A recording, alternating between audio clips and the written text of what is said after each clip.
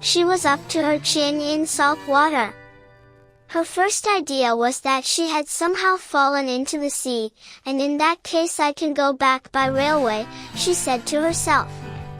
Alice had been to the seaside once in her life, and had come to the general conclusion that wherever you go to on the English coast you find a number of bathing machines in the sea, some children digging in the sand with wooden spades, then a row of lodging houses, and behind them a railway station. However, she soon made out that she was in the pool of tears which she had wept when she was 9 feet high. "I wish I hadn't cried so much," said Alice, as she swam about, trying to find her way out. "I shall be punished for it now, I suppose, by being drowned in my own tears. That will be a queer thing, to be sure. However, everything is queer today." Just then she heard something splashing about in the pool a little way off, and she swam nearer to make out what it was. At first she thought it must be a walrus or hippopotamus, but then she remembered how small she was now, and she soon made out that it was only a mouse that had slipped in like herself. Would it be of any use, now, thought Alice, to speak to this mouse? Everything is so out of the way down here, that I should think very likely it can talk. At any rate, there's no harm in trying. So she began, "Oh mouse, do you know the way out of this pool? I am very tired of swimming about here, oh mouse." Alice thought this must be the right way of speaking to a mouse. She had never done such a thing before, but she remembered having seen in her brother's Latin grammar, a mouse, of a mouse, to a mouse, oh mouse. The mouse looked at her rather inquisitively, and seemed to her to wink with one of its little eyes, but it said nothing. "Perhaps it doesn't understand English," thought Alice. "I dare say it's a French mouse, come over with William the Conqueror." For, with all her knowledge of history, Alice had no very clear notion how long ago anything had happened. So she began again, "Oh as much at," which was the first sentence in her French lesson book. The mouse gave a sudden leap out of the water, and seemed to quiver all over with fright. "Oh, I beg your pardon," cried Alice hastily, afraid that she had hurt the poor animal's feelings. "I quite forgot you didn't like cats." "Not like cats," cried the mouse, in a shrill, passionate voice. "Would you like cats if you were me?" "Well, perhaps not," said Alice in a soothing tone. "Don't be angry about it. And yet I wish I could show you our cat Dinah. I think you'd take a fancy to cats if you could only see her. She is such a dear quiet thing," Alice went on, half to herself, as she swam lazily about in the pool, "and she sits purring so nicely by the fire, licking her paws and washing her face, and she is such a nice soft thing to nurse, and she's such a capital one for catching mice." "Oh, I beg your pardon," cried Alice again, for this time the mouse was bristling all over, and she felt certain it must be really offended. "We won't talk about her any more if you'd rather not." "We indeed," cried the mouse, who was trembling down to the end of his tail. "As if I would talk on such a subject. Our family always hated cats, nasty, low, vulgar things. Don't let me hear the name again." "I won't indeed," said Alice, in a great hurry to change the subject of conversation. Are you fond of dogs?" The mouse did not answer, so Alice went on eagerly, "There is such a nice little dog near our house I should like to show you. A little bright-eyed terrier, you know, with such long curly brown hair. And it'll fetch things when you throw them, and it'll sit up and beg for its dinner, and all sorts of things, I can't remember half of them, and it belongs to a farmer, you know, and he says it's so useful, it's worth £100. He says it kills all the rats and, oh dear," cried Alice in a sorrowful tone, "I'm afraid I've offended it again. for the mouse was swimming away from her as hard as it could go, and making quite a commotion in the pool as it went. So she called softly after it, "Mouse dear, do come back again, and we won't talk about cats or dogs either, if you don't like them." When the mouse heard this, it turned round and swam slowly back to her. Its face was quite pale, with passion, Alice thought, and it said in a low trembling voice, "Let us get to the shore, and then I'll tell you my history, and you'll understand why it is I hate cats and dogs." It was high time to go, for the pool was getting quite crowded with the birds and animals that had fallen into it. There were a duck and a dodo, a lory and an eaglet, and several other curious creatures. Alice led the way, and the whole party swam to the shore. Chapter 3. A Caucus Race and a Long Tail. They were indeed a queer-looking party that assembled on the bank, the birds with draggled feathers, the animals with their fur clinging close to them, and all dripping wet, cross, and uncomfortable. The first question, of course, was how to get dry again. They had a consultation about this, and after a few minutes it seemed quite natural to Alice to find herself talking familiarly with them, as if she had known them all her life. Indeed, she had quite a long argument with the lory, who at last turned sulky, and would only say, "I am older than you, and must know better," and this Alice would not allow without knowing how old it was, and, as the lory positively refused to tell its age, there was no more to be said. At last the mouse, who seemed to be a person of authority among them, called out, "Sit down, all of you, and listen to me. I'll soon make you dry enough." They all sat down at once, in a large ring, with the mouse in the middle. Alice kept her eyes anxiously fixed on it, for she felt sure she would catch a bad cold if she did not get dry very soon. "Ahem," said the mouse with an important air, "are you all ready? This is the driest thing I know. Silence all round, if you please." William the Conqueror, whose cause was favored by the Pope, was soon submitted to by the English, who wanted leaders, and had been of late much accustomed to usurpation and conquest. Edwin and Morcar, the Earls of Mercia and Northumbria. "Ugh," said the lory, with a shiver. "I beg your pardon," said the mouse, frowning, but very politely, "did you speak?" "Not I," said the lory hastily. "I thought you did," said the mouse. "I proceed. Edwin and Morcar, the Earls of Mercia and Northumbria, declared for him, and even Stigand, the patriotic Archbishop of Canterbury, found it advisable." "Found what?" said the duck. "Found it," the mouse replied rather crossly. "Of course you know what it means." "I know what it means well enough. When I find a thing," said the duck, "it's generally a frog or a worm. The question is, what did the Archbishop find?"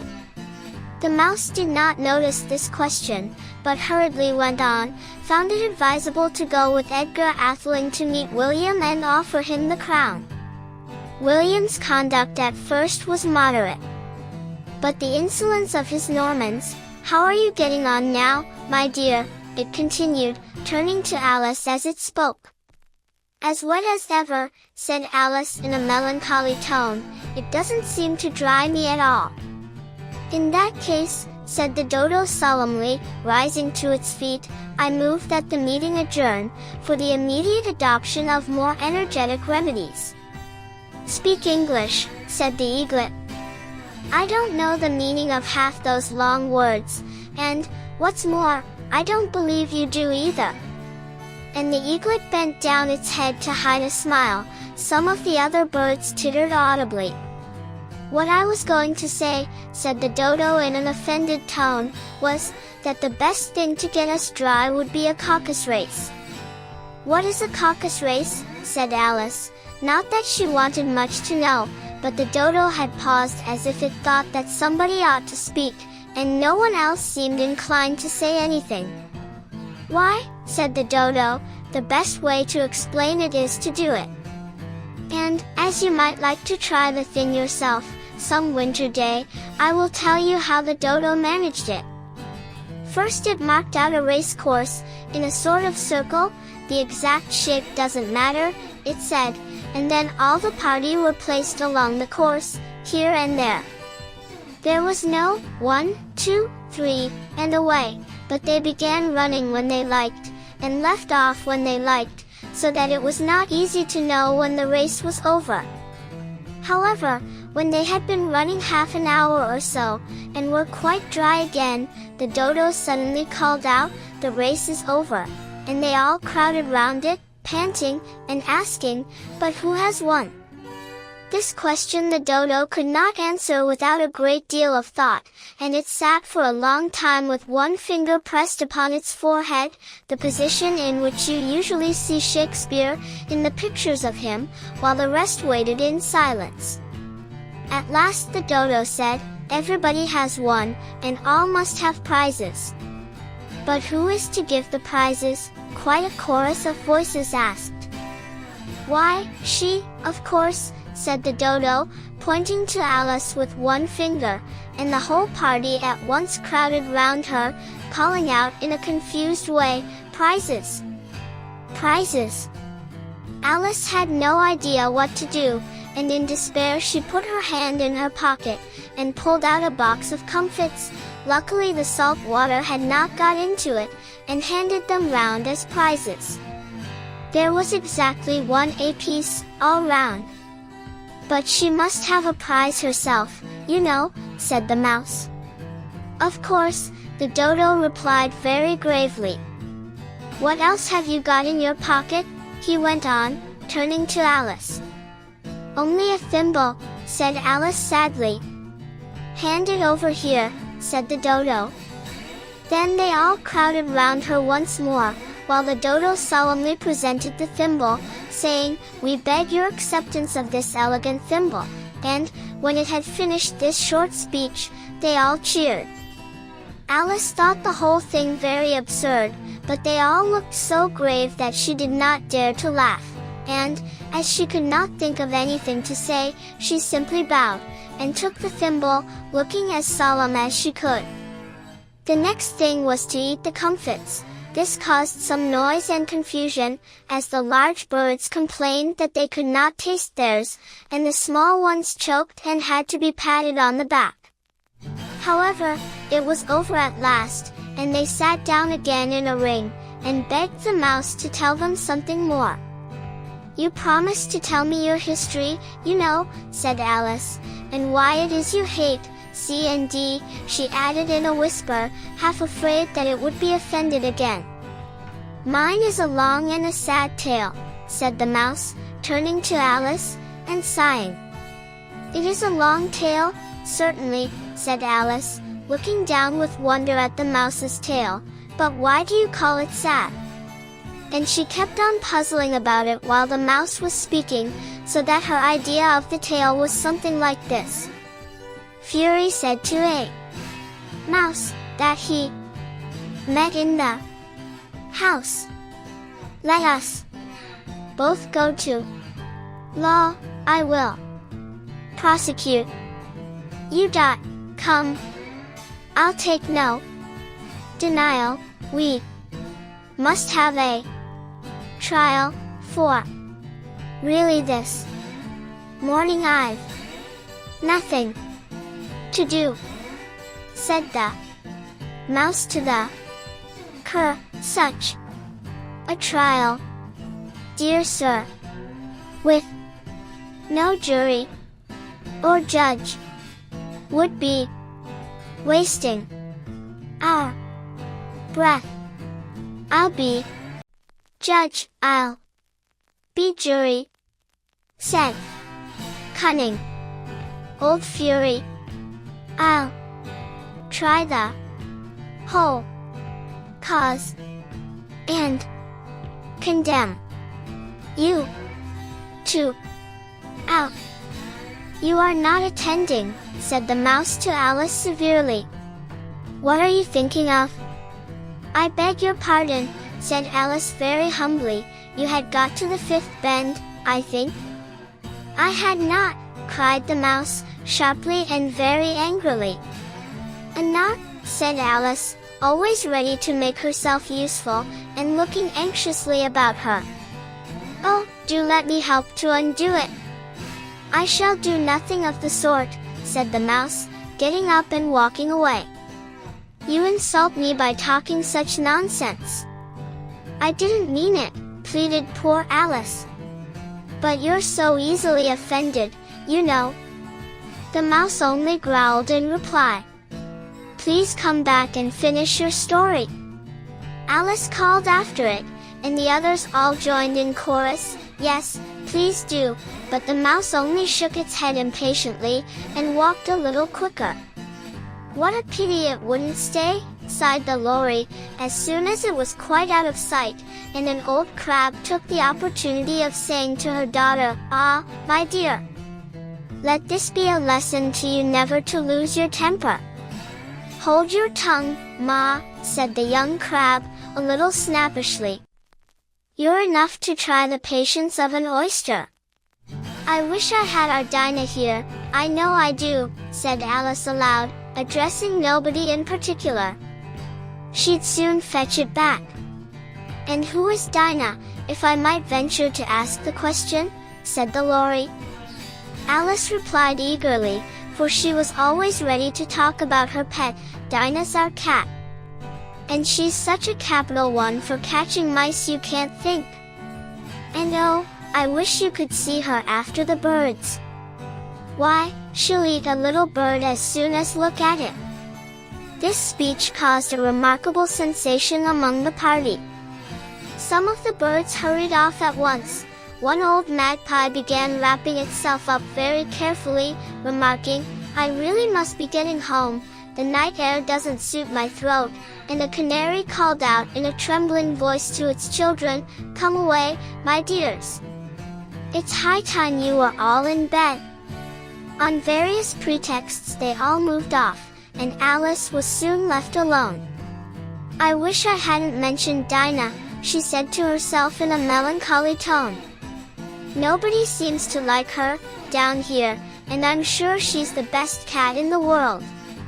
Oh, my dear Dinah! I wonder if I shall ever see you any more." And here poor Alice began to cry again, for she felt very lonely and low-spirited.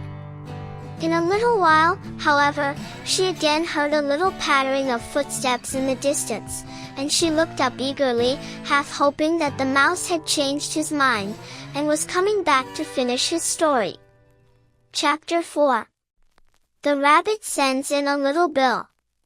It was the White Rabbit, trotting slowly back again, and looking anxiously about as it went, as if it had lost something, and she heard it muttering to itself, "The Duchess!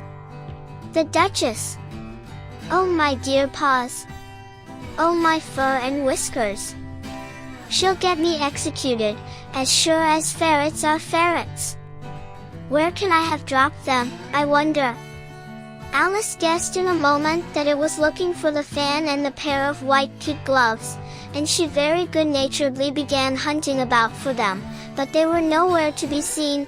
Everything seemed to have changed since her swim in the pool, and the great hall, with the glass table and the little door, had vanished completely.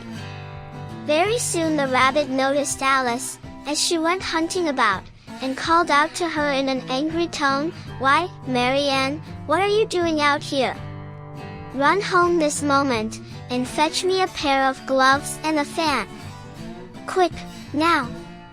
And Alice was so much frightened that she ran off at once in the direction it pointed to, without trying to explain the mistake it had made.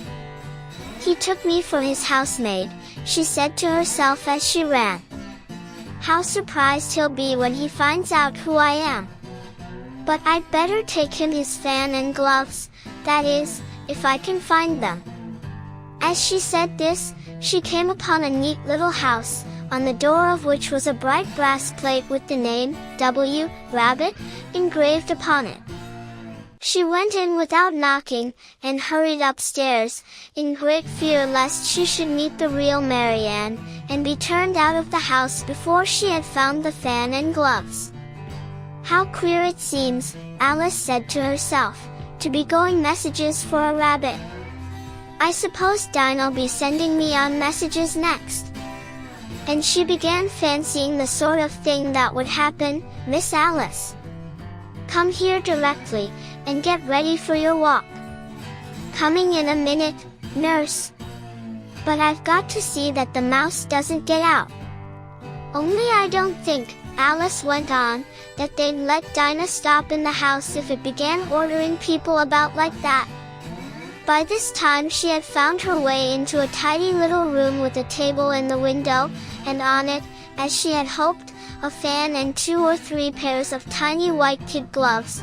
She took up the fan and a pair of the gloves, and was just going to leave the room, when her eye fell upon a little bottle that stood near the looking-glass. There was no label this time with the words, "Drink me," but nevertheless she uncorked it and put it to her lips. "I know something interesting is sure to happen," she said to herself, "whenever I eat or drink anything, so I'll just see what this bottle does. I do hope it'll make me grow large again, for really I'm quite tired of being such a tiny little thing." It did so indeed, and much sooner than she had expected. Before she had drunk half